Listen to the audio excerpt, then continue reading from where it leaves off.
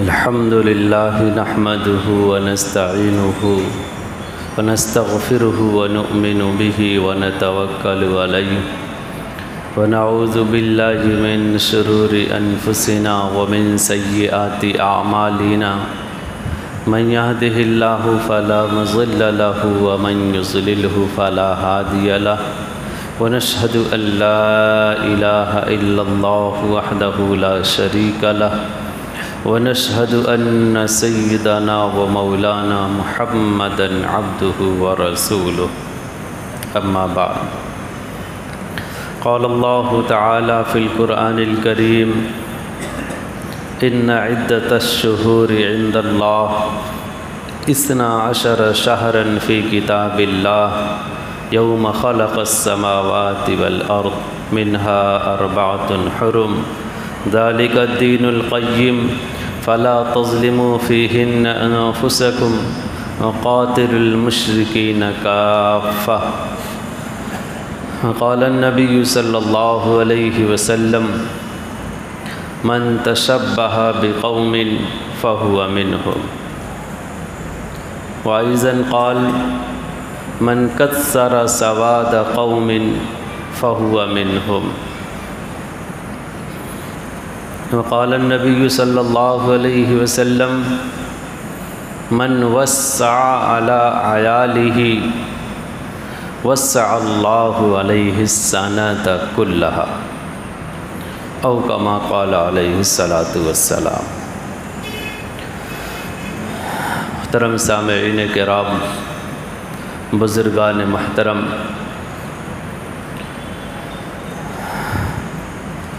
اللہ رب العزت کا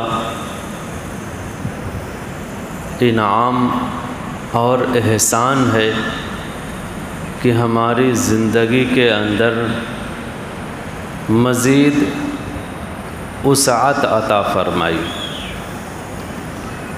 ایک سال مکمل ہو کر کے دوسرا سال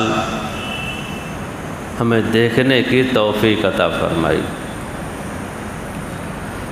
1445 ہجری ختم ہو کر کے 1446 ہجری پچھلے ایک ہفتے سے چالو ہے۔ آج محرم الحرام کی 7 تاریخ 5 تاریخ نیا سال، یعنی اللہ کے رسول صلی اللہ علیہ وسلم کے ہجرت سے لے کر کے 1445 سال مکمل ہو چکے، 1446واں سال شروع ہو گیا ہے۔ اسلامی کیلنڈر اور اسلامی سال محرم الحرام سے شروع ہوتا ہے۔ جو میں نے آیت پڑھی ان عدت الشہور عند اللہ 12 شہرا فی کتاب اللہ یوم خلق السماوات والارض، اللہ رب العزت کہتے ہیں کہ جب سے ہم نے یہ دنیا بنائی، جب سے زمین و آسمان ہم نے پیدا کیا، یوم خلق السماوات والارض، تب سے ہم نے مہینوں کی تعداد 12 رکھی، محرم، صفر، ربیع الاول، ربیع الاخر، جمادی الاولی، جمادی الاخرہ، رجب، شعبان، رمضان، شوال، ذی قعدہ اور ذی الحجہ۔ یہ 12 مہینے اسلامی مہینے ہیں۔ شریعت کے سارے احکام جتنے بھی ہیں وہ قمری مہینے سے ہیں، اسی لیے علماء کرام نے لکھا کہ قمری تاریخ کا باقی رکھنا، ان سے حساب و کتاب لیتے رہنا، ان کو یاد رکھنا، یہ فرض کفایہ ہے۔ فرض عین نہیں ہے۔ فرض عین تو وہ ہوتا ہے جو سب کے لیے ضروری ہو، دوسروں کے کرنے سے کسی دوسرے کے سر سے بوجھ نہ اترے، وہ فرض عین ہے۔ اور جو فرض کفایہ ہے، چند لوگ اگر کام کر لیے تو بقیہ لوگوں کو بھی کرنا ضروری نہیں ہوتا، یہ فرض کفایہ ہے۔ جیسے جنازے کی نماز پڑھنا، یہ فرض کفایہ ہے۔ 10-20 لوگ بھی پڑھ لیے تو پورے شہر والوں کے لیے، گاؤں والوں کے لیے کفایت کر جاتا ہے۔ باقی لوگوں کو ثواب تو نہیں ملے گا لیکن گناہ بھی نہیں ملے گا۔ جو پڑھیں گے ان کو ثواب ملے گا، جو نہیں پڑھیں گے ان کو گناہ نہیں ملے گا۔ لیکن اگر سب لوگ چھوڑ دیں سب کو گناہ ملے گا، یہ فرض کفایہ ہوتا ہے۔ ایسے ہی یہ ہجری کیلنڈر ہے، ہجری تاریخ ہے، اردو تاریخ ہے، اگر امت کے چند افراد بھی اس کو عمل میں لاتے رہیں، یاد کرتے رہیں، دیکھتے رہیں، تو باقی لوگوں کے سر سے اس کا گناہ ساقط ہو جائے گا۔ سب لوگ چھوڑ دیں سب لوگ گنہگار ہوں گے۔ جیسے آج کل زیادہ چال چلن شمسی تاریخ کا ہے، جنوری فروری کا ہے، جو سورج کے حساب سے تاریخ بنائی گئی، لیکن شرعی تاریخ، شرعی کیلنڈر جو ہے وہ محرم صفر والی تاریخ ہے، اردو والی تاریخ ہے۔ چند لوگ بھی اگر اس کو انجام دیتے ہوں، عام طور سے مدارس کا نصاب، مدارس میں حساب اور ان کا سال اردو تاریخ سے گزرتا ہے، یعنی امت میں چند لوگ ایسے ہیں جو اس پر عمل کر رہے ہیں، تو باقی لوگوں سے اس کا وبال ساقط ہو جاتا ہے۔ سب لوگ اجتماعی طور سے چاند کا دیکھنا چھوڑ دیں، ہر مہینے کا بھی، صرف رمضان اور عیدین کا ہی نہیں، ہر مہینے کا بھی اگر چاند سب لوگ دیکھنا چھوڑ دیں، تاریخوں کو سب لوگ بھلا دیں تو سب گنہگار ہوں گے۔ باقی رکھنا اس کا فرض کفایہ ہے۔ عدت ہے، طلاق ہے، رمضان ہے، عیدین ہے، وغیرہ ذالک، یہ وہ چیزیں ہیں کہ جن کا حساب اردو تاریخ سے ہی ہوتا ہے، لہذا ان کا باقی رکھنا فرض کفایہ ہے۔ تو اللہ رب العزت نے جب سے بنائی ہے دنیا، تب سے اس چیز کا حساب رکھا۔ ویسے شمسی تاریخ کا استعمال کرنا ناجائز اور گناہ نہیں ہے، لیکن قمری تاریخ کا چھوڑ دینا سب کا مجموعی طور سے یہ گناہ ہے۔ باقی جیسے جن کو سہولت ہو، جن کو آسانی ہو، استعمال کر سکتے ہیں، چاہے قمری تاریخ استعمال کریں چاہے شمسی تاریخ استعمال کریں۔ تو یہ 1446واں سال ہے ہجرت سے لے کر کے اسلامی کیلنڈر کا، اسلامی تاریخ کا، اسلامی حساب کا، جو ایک نیا سال شروع ہوا ہے محرم الحرام کے نام سے۔ محرم الحرام میں مختلف چیزیں ہیں جو بیان کے لائق ہیں، جانکاری کے لیے ضروری ہیں اور عمل کے لائق بھی ہیں، جس میں سے ہجری سن کا آغاز ہے کہ کب سے، کیسے اور کیوں وجود میں آیا۔ مہینہ تو شروع سے ہے دنیا کے بننے سے، لیکن ہجرت کی ہجری تاریخ کی شروعات کیسے اور کب ہوئی، یہ بھی مستقل ایک موضوع ہے۔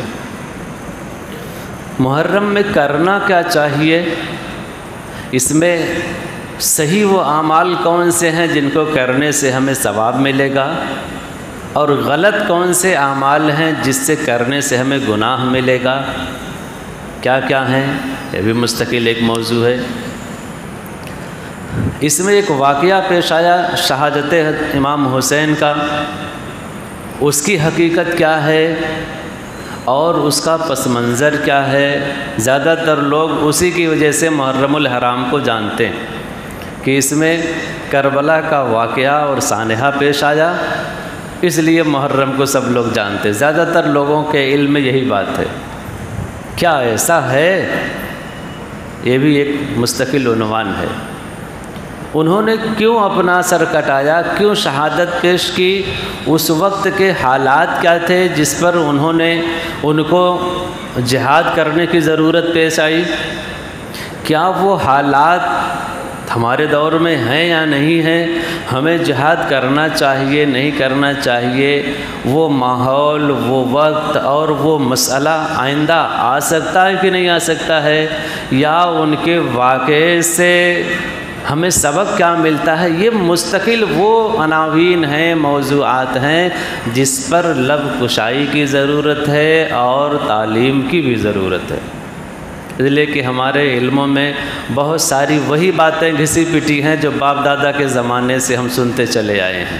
بس صحیح کیا ہے، غلط کیا ہے، تحقیقی چیز کیا ہے، زیادہ تر لوگوں کو علم نہیں ہوتا۔ عام طور سے تحقیقی باتیں بیان بھی نہیں کی جاتی، زیادہ تر وہی چھوٹے موٹے واقعے بیان کر دیے جاتے ہیں بس۔ تو اس میں سے چونکہ عاشورہ 4-5 دن کے بعد آنے والا ہے، تو سب سے پہلے اس کا تذکرہ آ جائے کہ اپنے کو عاشورہ میں کرنا کیا ہے۔ باقی چیزیں بھی آتی رہیں گی انشاءاللہ ایک بعد دیگرے۔ تو سب سے پہلی چیز ہم یہ سمجھتے ہیں کہ عاشورہ کے دن کے احکام کو بیان کیا جائے۔ عاشورہ عشرن سے نکلا ہے، عاشورہ کے معنی 10واں، یعنی 10واں دن، محرم الحرام کا 10واں دن۔ کرنا کیا ہے اس دن؟ اس دن کے بارے میں خاص طور سے واٹس ایپ کی دنیا میں آپ کو بہت سارے میسیجز اس طرح ملے ہوں گے کہ اس طرح یہ فضیلت ہے، اس دن یہ فضیلت ہے، فلاں فلاں فضیلت، بہت ساری چیزیں فضیلت کی ملیں گی۔ مثال کے طور پر اس دن آدم علیہ السلام کو پیدا کیا گیا، مثال کے طور پر اس دن ابراہیم علیہ السلام کو پیدا کیا گیا، اسی دن آگ میں ڈالا گیا، اسی دن آگ ان کے لیے گلزار بنی۔ مثال کے طور پر اس طرح بہت ساری چیزیں ہیں جو مختلف میسیجز کے ذریعے لوگوں تک پہنچائی جاتی ہیں۔ شیخ زکریا صاحب رحمۃ اللہ علیہ نے شمائل کی ایک شرح لکھی ہے، شمائل جس میں اللہ کے رسول کے حلیہ کو بیان کیا گیا ہے، اوصاف کو بیان کیا گیا ہے۔ حدیث کی کتاب ہے، ترمذی شریف کا ایک حصہ ہے۔ اس کی شیخ زکریا صاحب نے ایک شرح لکھی ہے خصائل کے نام سے، خصائل ترمذی۔ اس میں شیخ صاحب نے لکھا ہے کہ یہ تمام جو بیان کیا جاتا ہے روایت کے اعتبار سے، حدیث کے اعتبار سے ان کی کوئی اصل نہیں۔ ہاں، تاریخی اعتبار سے ان کی اپنی ایک حقیقت ہے، تاریخ کی کتابوں میں یہ لکھا ہے، اور جو چیزیں تاریخی ہوتی ہیں ان کا اعتقاد سے تعلق نہیں ہوتا، لہٰذا ہم ان پر اعتماد اور اعتقاد نہیں کر سکتے کہ یہی صحیح۔ ہاں، تاریخی لحاظ سے ہم انہیں جانیں، سمجھیں، مانیں، کوئی بات نہیں۔ مفتی تقی صاحب عثمانی دامت برکاتہم نے بھی یہی بات لکھی ہے کہ ان تمام چیزوں کی جو بیان کیا جاتا ہے کہ یہ عاشورہ کے دن ہوا، یہ عاشورہ کے دن ہوا، ان کی بھی کوئی اصل نہیں ہے، کوئی روایت احادیث کے اندر موجود نہیں، لہذا یہ بے بنیاد بات ہے۔ ہاں، حدیث کے اندر صرف ایک چیز کا تذکرہ ملتا ہے، وہ ہے موسیٰ علیہ السلام اور ان کی قوم کو فرعون سے اور اس کے قوم سے نجات کا ملنا۔ اللہ کے رسول صلی اللہ علیہ وسلم مکے میں جب تھے عاشورہ کا روزہ رکھا کرتے تھے، اور وہی نہیں، تمام قریش بھی رکھتے تھے۔ ملت ابراہیمی میں سے ایک بات یہ بھی تھی عاشورہ کے دن روزہ رکھنا۔ باپ دادا کی چیز تھی، اس کو وہ شریعت مانتے تھے، سارے قریش رکھا کرتے تھے۔ اور کتابوں میں یہاں تک لکھا ہے کہ عاشوراء کا روزہ رمضان المبارک کے فرض ہونے سے پہلے فرض تھا۔ اللہ کے رسول بھی رکھتے تھے، اہل اسلام بھی رکھتے تھے، مکے میں سب لوگ رکھتے تھے۔ اللہ کے رسول ہجرت کر کے مدینے گئے، وہاں بھی رکھتے تھے۔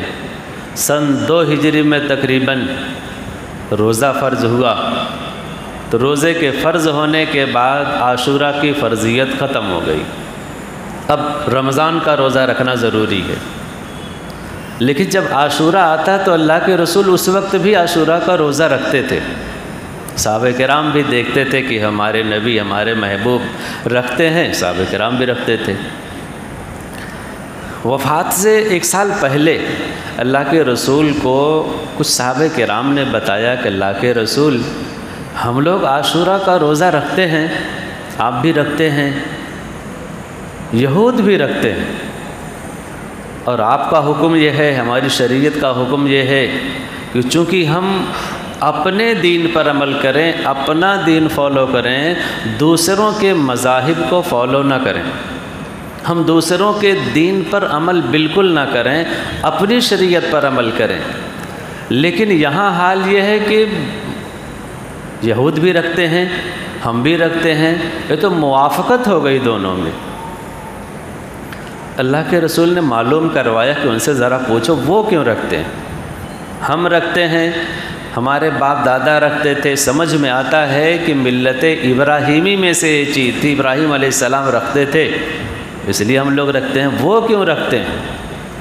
تو جب معلوم کرایا اللہ کے رسول نے تو یہودیوں نے بتایا کہ جب موسیٰ علیہ السلام اپنی قوم کو لے کر کے مصر سے نکلے، دریائے نیل پر پہنچے، عصا مارا، دریائے نیل میں راستہ بنا، اپنی قوم کو لے کر اس راستے سے پار ہو گئے۔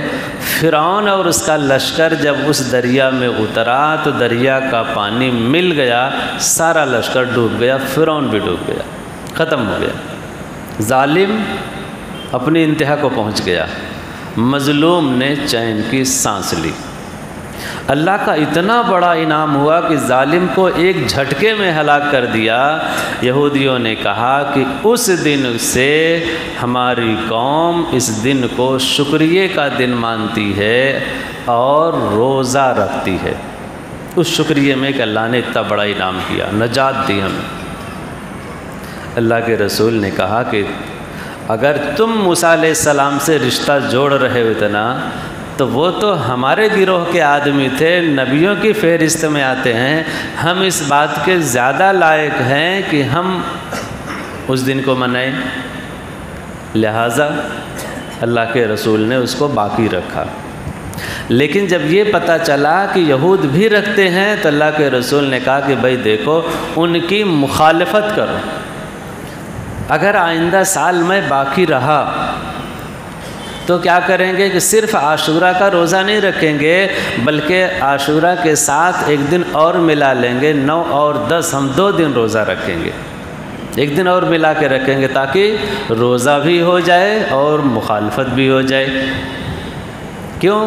اس لیے کہ من تشبہ بقوم فہو منہم، جو آدمی دوسروں کی مشابہت اختیار کرے گا، دوسرے مذاہب کی، ان کے عادات کی، اخلاق کی، اس کا بھی شمار اسی میں سے ہوگا۔ اللہ کے رسول نے اپنی یہ خواہش ظاہر کی، لیکن خدا کا کرنا ایسا کہ آئندہ سال عاشوراء آنے سے پہلے اللہ کے رسول وفات فرما گئے۔ لیکن امت کے سامنے اللہ کے رسول کی یہ خواہش تھی، اس لیے امت تب سے لے کر کے آج تک 2 روزہ ملا کر کے رکھتی ہے، 10 کے ساتھ، چاہے ایک دن پہلے ملا لو، 9ویں 10ویں رکھ لے، چاہے 10ویں اور 11ویں رکھ لے۔ اگر کوئی آدمی ایک روزہ نہ ملائے، صرف 10ویں کا ہی رکھے تو اس کے بارے میں مسئلہ یہ لکھا ہے کہ روزہ رکھنے کا ثواب تو بہرحال اس کو ملے گا، لیکن ایک ہی چونکہ اللہ کے رسول کی خواہش کے خلاف ہے، اکابرین کے طریقے کے خلاف ہے، اس لیے ایسا کرنا بھی کراہت سے خالی نہیں ہوگا، مکروہ تنزیہی ہے، جس کو خلاف اولا کہتے ہیں کہ ایسا نہیں کرنا چاہیے تھا۔ تو ایسا نہیں کرنا چاہیے کہ صرف عاشورہ کا ہی روزہ رکھے، بلکہ عاشورہ کے ساتھ ایک اور پیچھے چاہے جب چاہے ملا کے 2 روزہ رکھے، لیکن کسی کو وسعت نہ ہو، کسی کے پاس ٹائم نہ ہو یا وہ جاگ نہیں سکا تو ایک روزہ بھی اگر رکھ سکتا ہے تو رکھے، اس کو تو نہ جانے دے ہاتھ سے۔ یہ وہ عمل ہے جو عاشورہ کے دن کرنے کا عمل ہے کہ اس دن روزہ رکھا جائے۔ دوسرا عمل جو کرنا ہے، حدیث ابھی شروع میں تلاوت کیا، من وسع علی عیالہ یوم عاشوراء وسع اللہ السنۃ کلھا۔